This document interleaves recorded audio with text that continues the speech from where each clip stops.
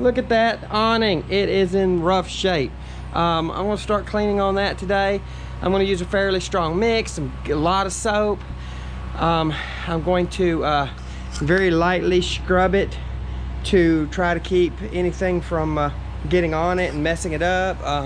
Hopefully that it's been up there long enough and it was a good quality.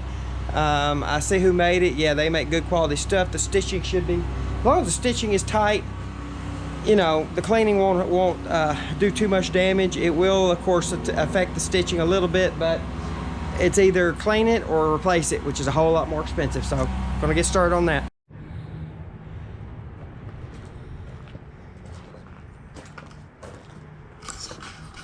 Well, there's the first clean of that one. That one was really nasty. Put a pretty strong mix of soap and something to kill the lichen and stuff. Scrubbed it a little bit lightly, rinsed it really well.